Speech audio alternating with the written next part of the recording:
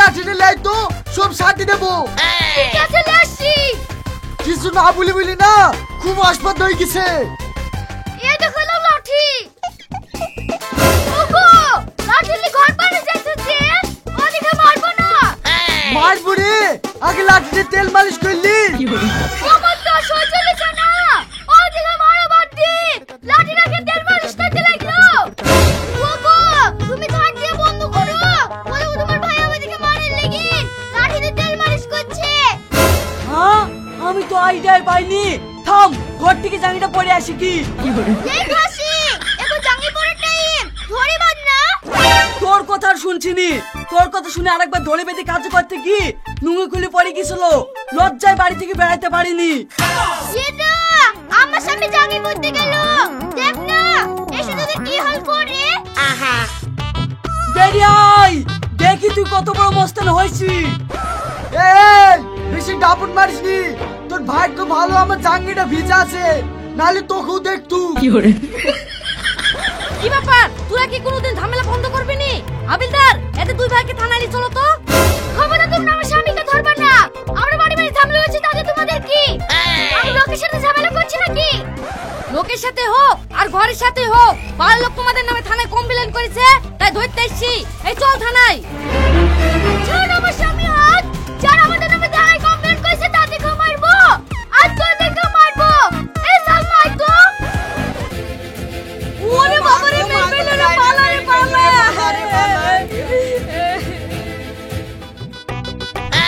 আমি আর পাচ্ছি নি স্যার, এই বাড়িতে কতদিন কাজে ঠেকাতে এসে মার খাবো। থাম তুই আর কাঁদিস নি, উপর মহলে ফোন করে দেখি ওরা কি বলে।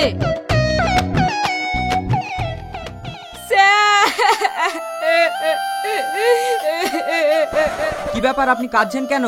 স্যার আবার ওই বাড়ি থেকে কাজে টেকা কি মার খেয়েছি। দরকার পড়ে আপনারা একজন পুলিশ পাঠান, নাই সাসপেন্ড করুন। আমি আর এই চাকরি করতে চাইনি। ওই বাড়িতে 100 পুলিশ কেন, 200 পুলিশ পাঠালেও মেরে সাটি দেবে। তাই ভাবছি ওই বাড়িতে কেন্দ্র বাহিনী পাঠাবো। আপনারা কিছুদিন ওয়েট করেন। ঠিক আছে স্যার।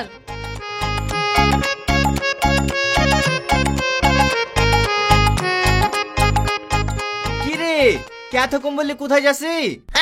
আর বলিস নি রে ভাই, রিয়াজ দে বাড়ি ঝামেলার জ্বালায় আর টিকতে পাচ্ছি নি গো, তাই ওই পাড়ায় উঠি যাচ্ছি।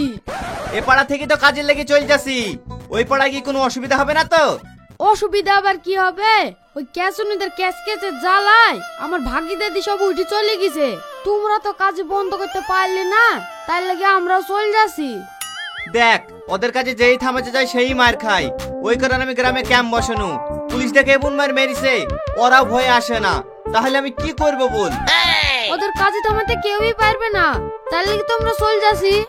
তোদের ওই পাড়ায় যেতে হবে না, আর কিছুদিন দাঁড়া, সামনে পঞ্চায়েত ভোট আসছে, তারপরে ক্যাচুনি বাড়ির ব্যবস্থা করব।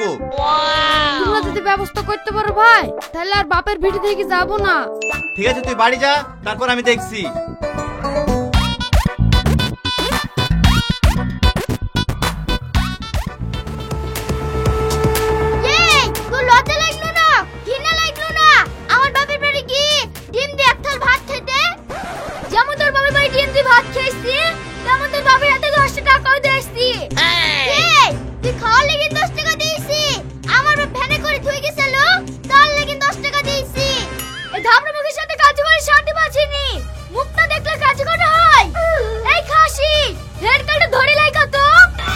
কোথায় আর গেলাস আমি জানি নাকি, তুই গিলি আইগা, আমি তোর বদল কাজ করছি। ঠিক আছে, যেন হেরে যাও না। ঠিক আছে তুই যা তো, আমি দেখছি। ও চামচা কোঠেকার, ঠিক মতন মুখ দিয়ে কথা বেরায় না, দুদু দুদু করে বেরাবে, সে আবার আমার সাথে কাজ করবে। আমাকে তুই তুতলা বললি, তুই তুতলা, তোর মা তুতলা, তুই 14 কুষ্টি তুতলা। এই তুই আমার শ্বশুর শাশুড়িকে গাল দিবি নি, না হলে আমিও তো শ্বশুর শাশুড়িকে গাল দেবো। এই সে শাউরে আমার মা, আর তুই তাকে গাল দিবি? তুই দেখতে পাচ্ছিস না ভাইকে বলো, দেখতে পারি না ইট দিবি তোর মাথা ফাড়ি দিত। ওগো তোমাকে কি বললো, লাইনটা ধরে দাও। আমাকে ইডি মারবো বলছে। এই ভাসুর খাসি, তোর এত বড় আসপর্দা, তুই আমার স্বামীকে মারবি? এই তোর স্বামীকে মারবে, তুই কি করবি রে? আমার স্বামীর গায়ে হাত দিয়ে দেখ।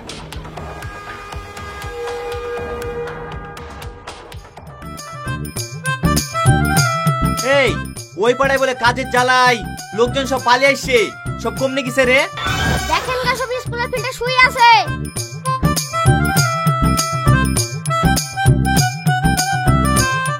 এখানে কারা কারা শুয়ে আছে গো? আমি মোড়ল সাহেব, বিশু। কি রে এই বর্ষার টাইমে ফাঁকা ফিল্ডে শুয়ে আছি, সাপে টাপে কামড়ে দেবে যে। কামড়ে দিলে তো ভালোই হতো মোড়ল সাহেব, মরি থাকতুক ওই ইয়াসিন দাদি ক্যাচ করতে শুনতে হতো না। এই চুপ, মরার কথা বলতে হয়। কেন বলবো না মোড়ল সাহেব, আজ 5 দিন চোখে ঘুম নাই। ওটা আবার কে? ঘুমট কেটে বসি। আমি বাপ, বিশু শাওরি। আপনি বিশু শাওরি? কি বলবো লজ্জার কথা বাপ, একদিন বেড়াতে এসে শান্তি নাই, ওই ক্যাচন দিনের লাগি জামার মেয়ের পাশে শুতে হয়েছে। ঠিক আছে, তোমরা ভালোভাবে থাকো, দেখি ওরা কারা শুয়ে আছে।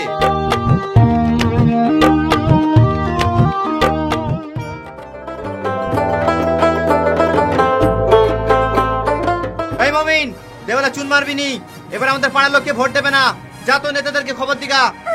ঠিক আছে, খবর দিছি।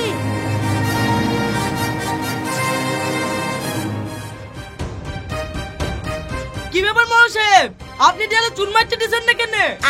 এবার চুন মারতেও দেবো না, এবার আমার গ্রামের লোক ভোটও দেবো না। ভোট দিবেন না মানে? আমি এই গ্রামে কি দিইনি? রাস্তাঘাট, রেশন, বেকার ভাতা সব দিছি। আমরা ওসব কিছু চাইনি, ভোট দিতে এবার তোমাকে নিতে হয়, তাহলে ওই অ্যাক্সিডেন্টের বাড়ি কাজই বন্ধ করতে হবে। আমরা পাড়ার লোক খুব অশান্তি আছি। আমি জানি ওদের বাড়ি কাজে বন্ধ করাটা সহজ না, পুলিশ এইসব পারেনি, তাও আমি কথা দিতেছি কাল থেকে ওদের বাড়ি আর কাজে হবে না। মেম্বার সাহেব এদিকে একটু আসেন। ঠিক আছে, আপনি যা বললেন তাই করব।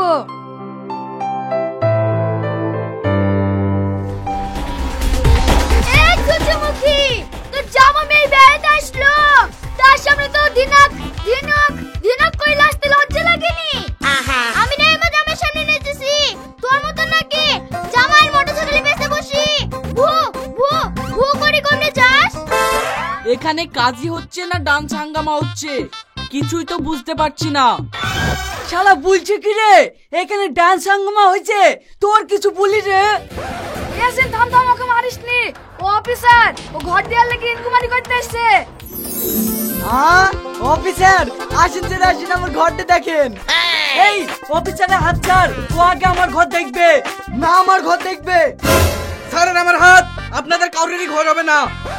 ঘর হবে না মানে? আমাদের পাকা ঘর নাকি, তাই ঘর হবে না? ঘরের জন্য না, আপনারা 24 ঘন্টা ধরে কাজ করেন, তার জন্য ভিডিও অফিস থেকে নিষেধ, আপনারা কোনোদিনই ঘর পাবেন না। তাহলে আর কি উপায় স্যার? ঠিক আছে, আপনারা যদি আর কোনোদিন কাজ না করেন তাহলে আমি ঘর দিতে পারি। আমি কান ধরে বলছি, আমরা জীবনেও কাজ করব না, আপনি শুধু আমাদেরকে ঘর দেন। ঘর দিতে পারি, কিন্তু আমার একটা শর্ত আছে, কোনোদিন আপনারা যদি চাচামাচি করেছেন তাহলে আপনাদের লিস্টে থেকে নাম কাটা যাবে। ঠিক আছে স্যার, আমরা চেঁচামেচি জীবনে করব না।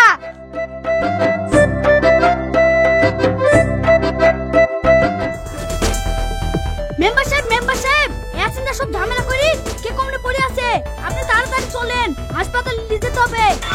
কাজই তো হয়েছে, কই হয়েছে তো শুনতে পাইনি, তো দেখে দিনি।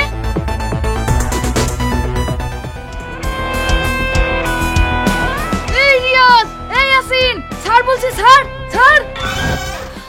এই সেদিন অফিসারে ভুল যায়নি, ঝামেলা করলে ঘরের নাম কাটা পড়ে যাবে, তা ঝামেলা করছি কেনে?